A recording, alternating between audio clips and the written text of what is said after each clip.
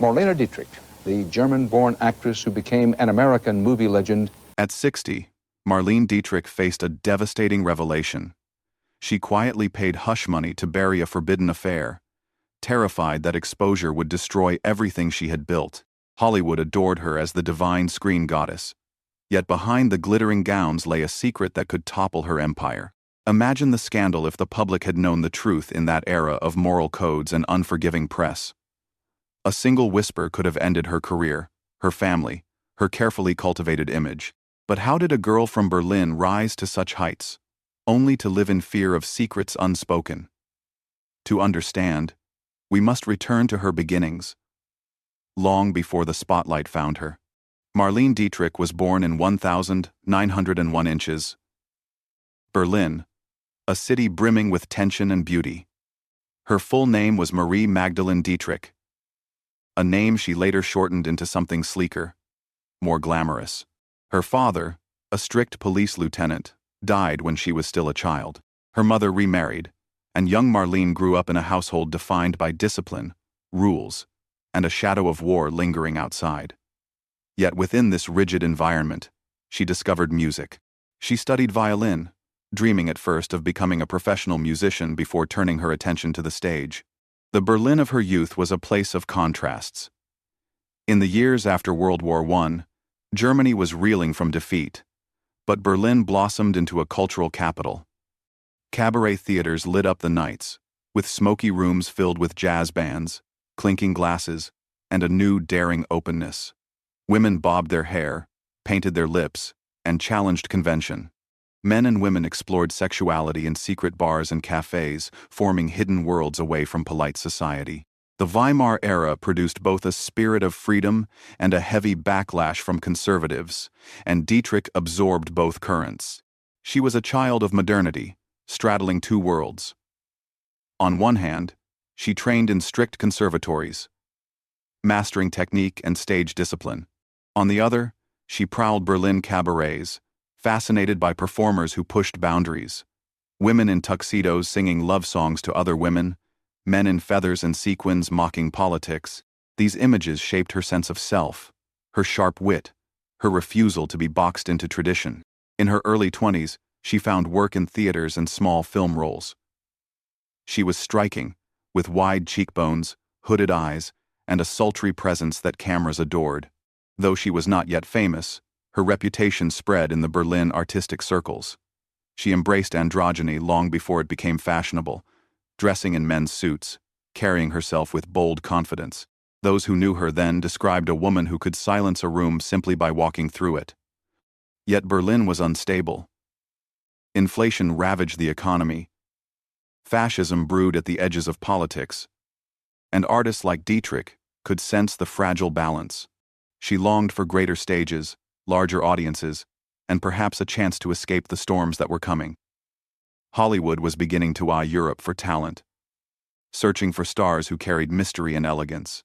For Marlene, the path forward was about to open wide, leading her far beyond the smoke-filled cabarets of her youth. Dietrich's turning point came in 1930 with Josef von Sternberg's The Blue Angel.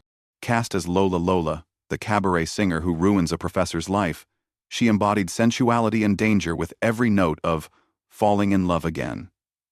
The film was a sensation in Germany, but more importantly, it caught Hollywood's eye. Paramount brought her to America, determined to make her their answer to Greta Garbo. She arrived in Hollywood draped in mystery. Sternberg became both her mentor and her sculptor, shaping her image with dramatic lighting, shadows across her cheekbones, and costumes that emphasized elegance and allure. Together they made Morocco in 1930, where Dietrich appeared in a tuxedo, kissed another woman, and captivated audiences with audacity. That moment cemented her as something new, a star who embodied glamour but also rebellion. Through the 1,930 seconds, she starred in a string of films that solidified her place among the elite. Shanghai Express, Blonde Venus, The Scarlet Empress. Each role emphasized her as untouchable, the worldly woman who knew more than her male counterparts.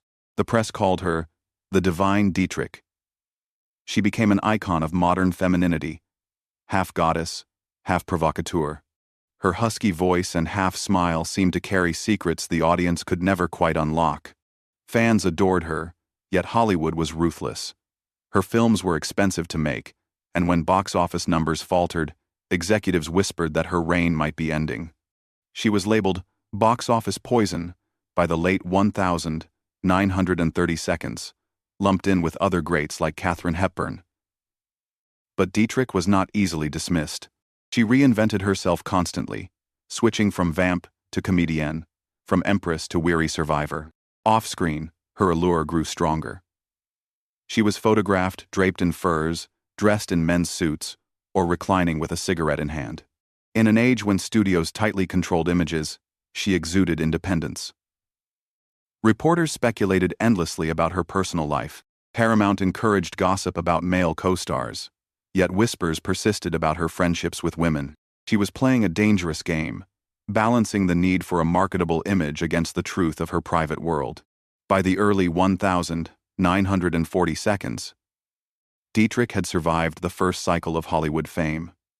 She would soon use her power, not just for film roles, but for causes that mattered. Yet behind the sharp eyes and luminous gowns, the pressure of secrecy began to weigh heavily. The double life she cultivated was about to intensify. Behind the glamorous photographs, Marlene Dietrich lived a life of hidden intimacy. She moved through circles where secrecy was survival, where parties ended only when dawn arrived, and where love could never be spoken aloud.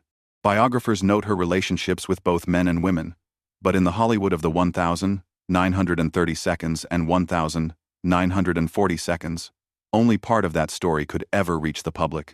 In Berlin, she had already tasted freedom, drawn to cabarets where boundaries blurred.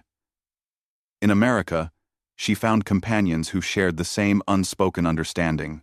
Rumors connected her to actresses like Claudette Colbert and Dolores Del Rio, women who, like Dietrich, knew the stakes of exposure.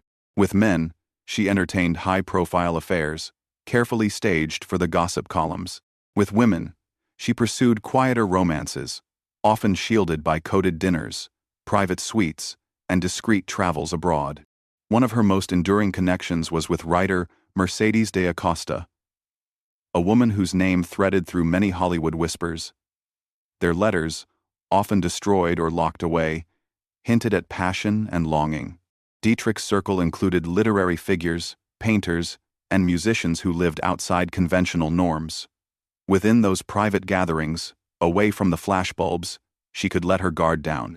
She wore trousers not as costume but as comfort, poured drinks, and sang songs that revealed her truest self. The danger was constant. Morality clauses in contracts gave studios the right to sever ties if rumors grew too strong. Gossip magazines thrived on innuendo, and even an innocent photograph could spark speculation. To protect herself, Dietrich reportedly used hush money more than once, quietly ensuring that indiscretions remained hidden. At 60, she paid to silence a lover who threatened to expose their forbidden affair, proof of how the old fears never fully disappeared.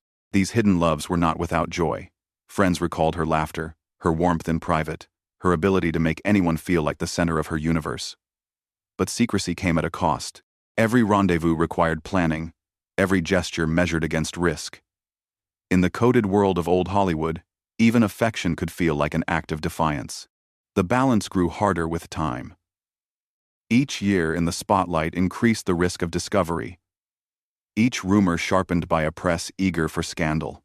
And as war loomed and politics shifted, even Dietrich's carefully controlled image began to slip. The private world she cherished was about to clash with the public forces she could not control. As the 1940 seconds deepened, Dietrich's secrets pressed harder against the walls she had built. Hollywood gossip grew louder, with columnists hinting at late-night affairs and whispered indiscretions. Studios, terrified of scandal under the Hays Code, demanded stricter compliance. Contracts included morality clauses that threatened her career if even the faintest rumor of forbidden relationships reached the public. The war years brought her immense respect. She performed tirelessly for Allied troops, risking her safety near front lines. Soldiers adored her courage and generosity, yet Hollywood executives never stopped calculating the risks. Off the battlefield, whispers circulated that her independence, her suits, her friendships with women, all made her dangerous in an industry obsessed with conventional images. By the late 1940s, she faced professional setbacks. Some roles slipped away to younger stars considered less controversial. Studio heads questioned whether audiences still wanted the enigmatic European vamp when America was moving toward wholesome, suburban ideals. The word box office poison still lingered in the background, a cruel reminder of how quickly fame could turn. In her private life, the pressure was crushing. Lovers demanded more, sometimes hinting they might speak publicly. One threatened exposure, forcing Dietrich to pay hush money to silence the story. For her, the transaction was not just financial, but emotional. It was a price she paid to protect not only her career, but also her daughter, her family, and her carefully built legend. Each payment reinforced how precarious her world remained. Loneliness followed. Friends noted that even in crowded rooms, she sometimes seemed distant, as if calculating who might betray her next. The laughter and cigarettes could not fully mask her unease. Fame had given her everything, but it had also locked her inside a cage of expectation and fear. The crisis was not just about gossip. It was about identity. To survive, she had to divide herself into fragments. The public star, the private lover, the mother, the patriot. Holding those pieces together became harder each year, and as age crept in, the fear of fading relevance added yet another weight. At her lowest, Dietrich faced the possibility that she might be remembered more for scandal than for art. Dietrich refused to let scandal or fading roles define her. She reinvented herself as a stage performer, trading Hollywood sets for concert halls. In the 1950 seconds and 1960 seconds, she toured the world, draped in glittering gowns, delivering songs with that husky, unmistakable voice. Audiences from London to Las Vegas packed theaters to see her, not for movies, but for presence alone. Spotlights captured her silhouette, and applause roared like thunder. She cultivated mystique carefully. She appeared on stage in shimmering gowns, then changed into tailored suits for encores. Still daring, still androgynous. Each performance was part show, part confession, an expression of resilience. Behind the scenes, she lived more quietly. Friends and biographers note she maintained a chosen family of confidants, people who accepted her without judgment.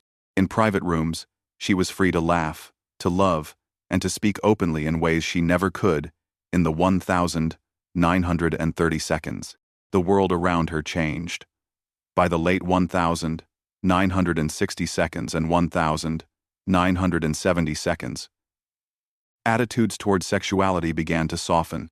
Younger stars spoke more freely. Movements for liberation gained visibility, and the rigid codes of Hollywood weakened. Dietrich lived long enough to see a shift she could only have dreamed of in her youth. Yet she remained cautious. Her generation had been taught secrecy, and habits formed under threat were not easily broken. As she aged, she became increasingly reclusive. After a stage injury in the 1970 seconds, she withdrew from public life, rarely appearing in front of cameras. She spoke through letters, occasionally through recorded interviews, her voice still commanding even as her body weakened. From her Paris apartment, she watched history unfold, granting rare glimpses into her thoughts but never surrendering her aura of mystery. Looking back, she saw both triumph and cost. She had helped redefine femininity, challenged gender roles, and carved a place for herself that was uniquely hers. Yet the price was steep: secrecy, loneliness, and payments made to protect what the world was not ready to accept. Still, she left behind a blueprint for defiance, a lesson that even within constraints, one could live boldly. Her later reflections carried a quieter wisdom. Fame was fleeting, she admitted, but art and authenticity endured. To those close to her, she spoke of love not as scandal, but as the only truth worth protecting. Marlene Dietrich's life was a story of glamour and concealment, of breathtaking courage and private fear. At 60, she paid to keep a forbidden affair hidden. Yet her true legacy was never the scandal she buried, but the light she cast on stage, in film, and in the lives of those she touched. She taught audiences that a woman could be powerful, mysterious, and entirely her own. She also showed the cost of silence, how much love and humanity could be hidden just out of reach. Her journey reminds us that behind every legend is a human being carrying burdens unseen. The gowns, the tuxedos, the songs were all fragments of a woman who dared to live against the grain. Today we look back not to judge, but to understand the price of survival in a world that offered little mercy. What do you think of Dietrich's story? Was she a pioneer, a prisoner of her era, or both?